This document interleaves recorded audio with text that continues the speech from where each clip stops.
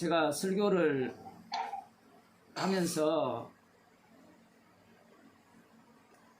아주 강하게 말씀드린 이유가 무엇인가 하면요, 이게 인간 자체가 이 자기를 중심으로 모든 것이 확장되기를 바라거든요. 예수님께서 십자가 지시고 주님이 되셔버리면 이 공간이라는 곳에 제약이 사라져요. 공간에 제약이 없습니다. 시간 자체도 의미가 없어지고요. 분명히 요한복음 4장에서 이 산에서도 말고 저 산에서도 말고 아버지께 예배할 때가 이르는데 곧 이때고 아버지께서 신령과 진정으로 예배하는 자를 찾으신다 하셨잖아요. 그러면 그 4장에서 예수님께서 제자들에게 그 동네에 음식을 사러 보내시잖아요. 음식을 구하러 보내셨을 때 너희들은 남이 노력한 그 일에 공짜로 얻어오는, 물론 뭐 돈 주고 사왔을지 모르지만 그런 것들은 예수님께서 말씀하실 때 다 잘라버립니다.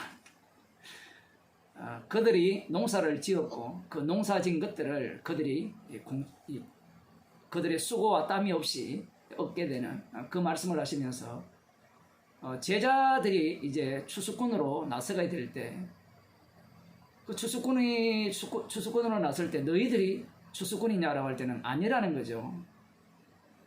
그 신천지애들 자기들이 추수꾼이라 이야기하고 뭐 전도하는 사람들 자기들이 추수꾼이라 이렇게 얘기를 하는데, 말은 맞아요. 추수꾼은 맞아요. 추수꾼은 맞는데 추수꾼의 특징은 나는 추수꾼이 아니오 아니오만 이야기하는 게 아니라 그 추수꾼의 죄가 계속해서 드러나게 되면서 복음을 전하는 자나 듣는 자가 모두보다 십자가 앞에서 죄인이 되고 하나가 되는 그러한 어떤 모습을 보입니다.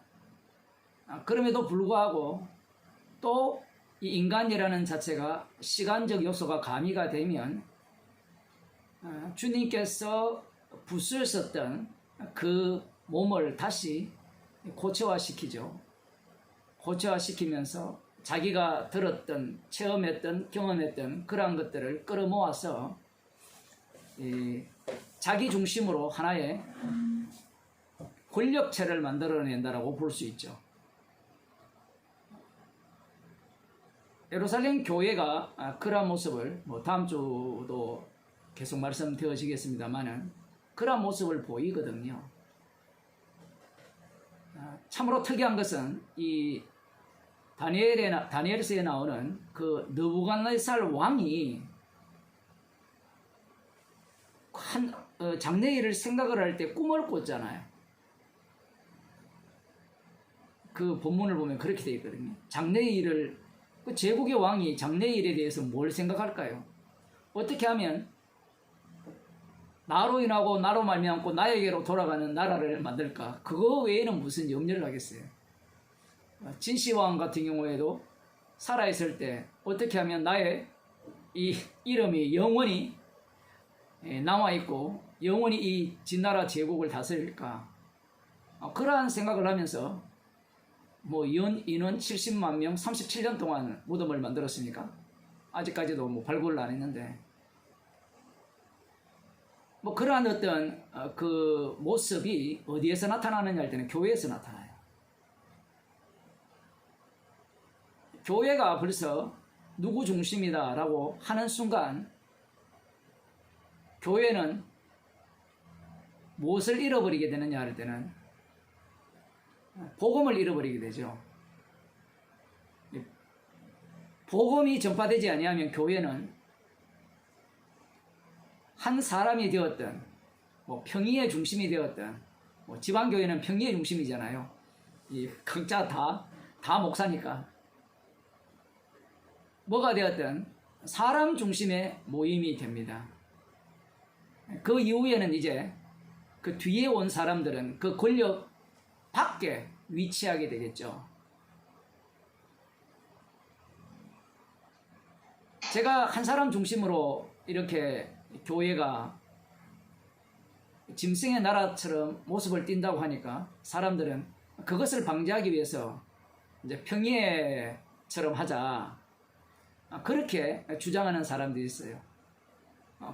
들어보면 되게 맞는 말 같은데 성경에는 그러한 모임을 용납하지 않습니다.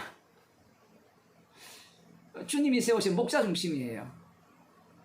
그러면 당연히 목사 중심으로 복음을 전하는 목사 중심으로 해야 되지 않습니까? 하면 그 목사는 자기 중심이 아니라는 걸 증거하는 증인이잖아요. 인간이 꿈꾸는 모임을 주님은 만들어준 적이 없어요. 그래서 사도행전 이 초반부터 어떠한 인물 중심으로 어떠한 조직 중심으로 움직이는 것을 용납하지 않습니다. 성령은 그 인간들의 그 조직이나 그 모임에 얽매이지 않죠.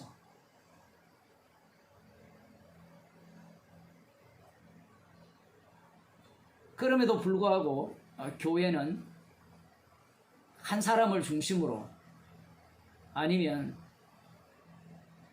돈을 좀 낸 사람들 협의체로 그렇게 운영을 하려고 하는 겁니다. 어떤 대형 교회나 이런 데 가면 전임 목사 사진들을 다 걸어 놓거든요. 혹시 그런 거 보신 적이 있나요? 예. 예, 큰 교회. 그 이단 집단에 가면 그 사진을 잘 걸어놨어요. 그런 동네 가면. 청와대에도 다 걸어놨죠. 그죠? 왜 걸어놨는가? 우리는 이렇게 전통이 있다는 거예요. 역사가 있고. 그런데 십자가 앞에서는 십자가 사건을 만들어낸 장본인이죠.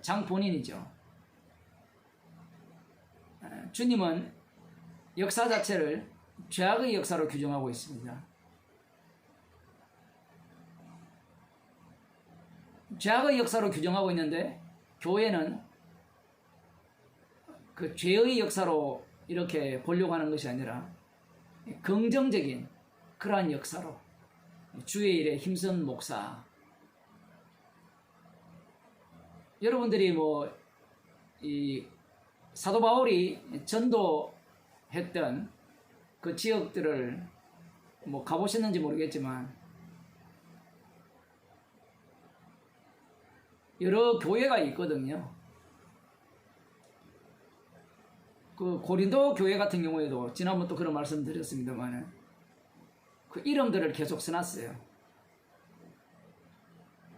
그 이름을 보면서 이런 그 죄인을 주께서 사용하셔서 복음을 전하게 하셨구나 이렇게 생각하는 것이 아니라 그 목사가 그 교회를 바울부터 아볼로가 되었던 이렇게 목회를 했다라는 이야기를 하고 싶은 거예요. 잠깐 보이다가 없어지는 안개로 볼 마음은 없고 위대한 그 믿음의 선배들을 갖고 싶은 겁니다. 주의 영이 있으면 위대한 믿음의 선배가 필요 없죠. 사실은. 물론 믿음의 그 조상들에 대해서 믿음의 선진들에 대해서는 히브리서에서 말씀하고 있지만 거기에 대한 내용은 본받을 게 딱 하나죠. 나그네로 살았다. 이 땅에는 우리의 집이 아니다. 본향이 따로 있다. 그런데 그런 어떤 전통이 오래된 교회로 가보면 본향이 여기다. 그 얘기를 하고 싶어하는 겁니다. 이스라엘도 마찬가지죠. 그 사도행전에 등장하는 그 성령 받은 이 유대인들, 이들도 여전히 선민 사상에 그대로 사로잡혀 있습니다. 자기들은 유대인이지만 예수님께서 자기들을 구원하셨다라는 거죠. 그 구원의 조건이 할례였고 그 하나님께서 말씀하신 그 남은 자를 통하여 하나님 나라를 이룰 것이라는 그러한 생각도 저변에 깔려 있다고 볼 수 있습니다. 그래서 이방인들이 이 성령을 받는 것에 대해서 말이 놀랐지. 이건 내가 예상한 게 아니었다라는 거죠. 베드로의 설교에 의해서 베드로가 그렇게 이야기를 하니까 부정할 수는 없는 거고요. 이걸 또 달리 표현하면 차근차근하게 설명을 한 이 자체가 복음 전파예요. 이 속에서는 두 부류로 쪼개진다라고 보시면 돼요. 성경에서는 수긍하는 그러한 장면이 등장하지만 그 내부에는 수긍하지 않는 자들이 여전히 남아 있습니다. 나중에 보면 그 사도 바울을 향해서 이 예루살렘 교회가 서원을 하고 그 율법대로 그 결례를 정결 결례를 지키고 머리도 깎고 이런 일을 요구하고요. 그렇게 하거든요. 어떤 그 형식이 이렇게 남아 있게 되면 그 형식이 권력화돼요.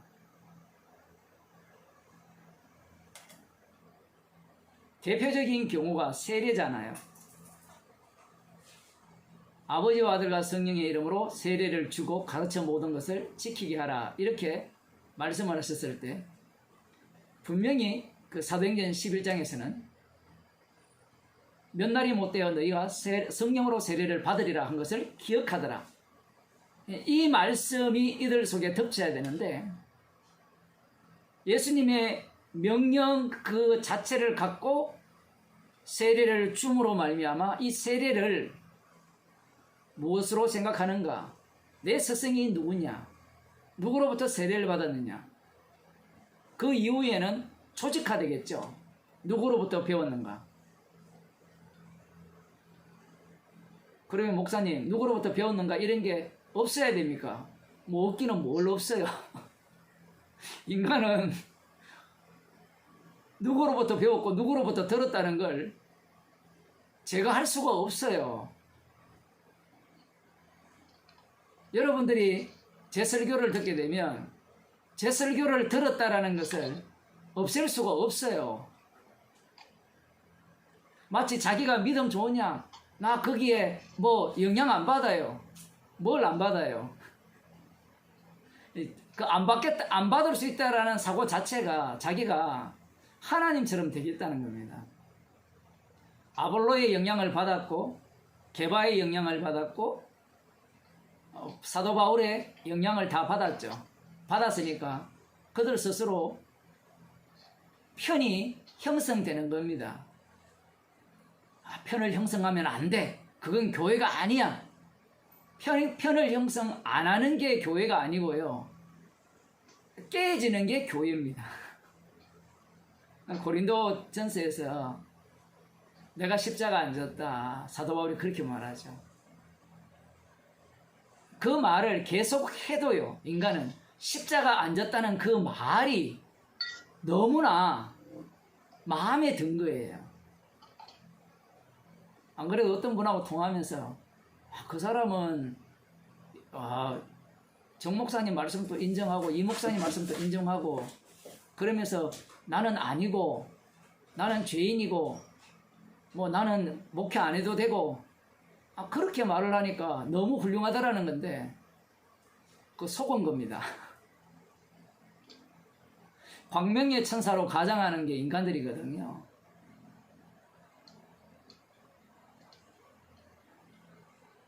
사람들은 자기가 바라는 그 목사상이 따로 있어요.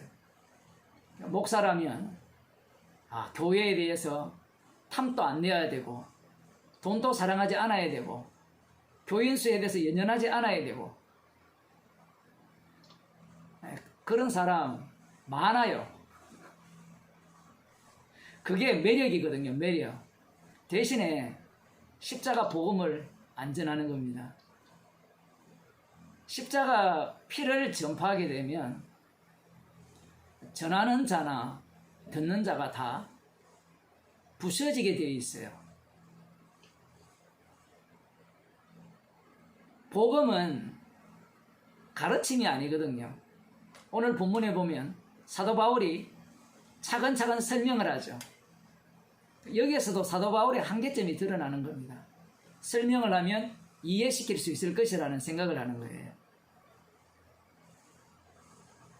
어떻게 그럴 수 있습니까? 그럴 수 있어요. 우리들도 복음을 알고 있지만 어떤 때는 설명을 해요. 그런데 설명을 했는데 주님이 역사를 합니다.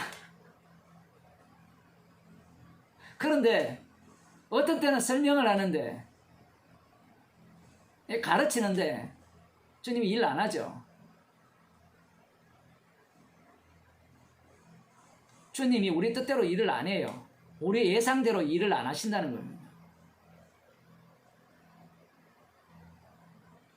겸손을 가장한 그걸 양의 탈을 쓴 일이라고 하거든요.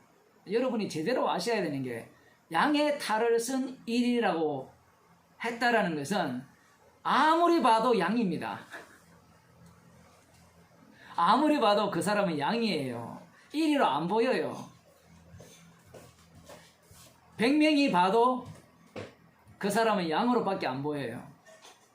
그런데 십자가 피를 증거하면서 네가 바로 마귀 새끼야라고 하면 화를 내죠. 너는 지옥 가도 마땅하다 하면 내가 왜 지옥 가야 돼? 그러면서 온갖 그 성경에 나오는 신학을 끌어당겨서 나는 십자가를 믿기 때문에 지옥 가면 지옥 절대로 갈 수 없다. 그런 식으로 주장을 하게 되겠고, 그리고 사람들은 이 구원을 확보하기를 바라기 때문에 구원을 확보해주는 그러한 설교를 하게 되는 겁니다. 제가 그저께 언약궤를 설교를 했는데 너무 설교를 못했는데 말이 꼬이고 반복이 돼가지고, 거기에 보면 제가 안산홍 하나님의 교회를 언급을 했거든요. 그 안산홍 하나님의 교회가 뭘 주장하고 싶은가 하면요, 진짜 엘로힘 하나님이 누구냐라고 하면 안산홍이고 그 어머니다, 이 얘기를 하고 싶어 하거든요. 마지막은 그 얘기를 하고 싶은 겁니다. 인간들은 진짜 하나님을 보고 싶어 하고요, 진짜 하나님을 믿고 싶어 하거든요. 그런데 진짜 하나님은 십자가에 못 박혀 죽으시고 하늘로 승천해버렸어요. 남은 것은 십자가 복음뿐이에요. 그런데 인간들은 뭘 보기를 바라는가 하면 진짜 하나님을 보기를 원합니다. 그 안산홍 하나님의 교회 걔들이 수준이 너무 낮아요. 엘로힘 하나님은 우상이거든요. 엘로힘 하나님은 우상인데 말씀 운동에서는 여호와 하나님이 진짜 하나님입니다. 이것도 우상이거든요.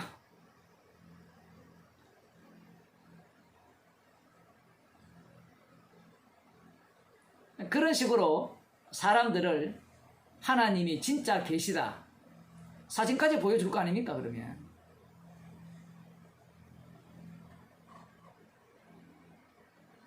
그러면서 이제 뭐 믿음 플러스 행위를 그렇게 주장을 하는데, 그렇게 함으로 말미암아 이 교회가 힘을 키울 수 있는 거예요. 진짜 하나님은, 그들도 예수님 이야기해요. 진짜 하나님은 예수님이신데 예수님이 이 땅에 오셔서 십자가에 달려 죽으시죠. 힘을 키우는 게 아니라 사라져버리죠.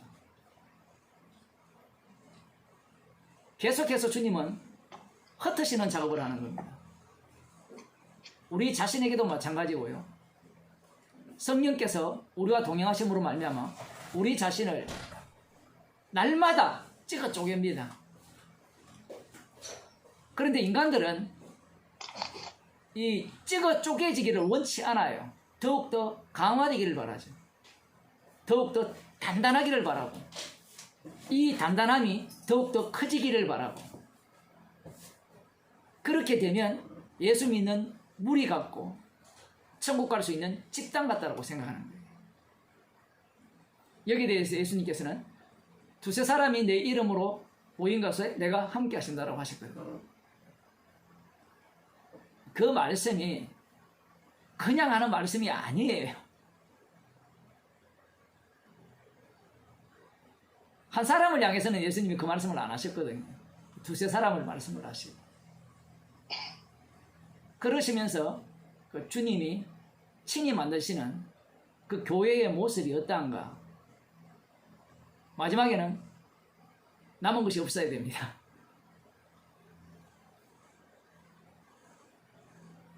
그러하기에 이 사도행전 자체를 보게 되면 마치 교회가 튼튼하게 서가고 견고하게 서가고 엄청나게 많아질 것 같은데, 사도행전 끝에 가보면 쫙 갈라지면서 십자가 지신 주님의 일하심만이 고스란히 남겨지는 사도행전의 내용이 되는 겁니다.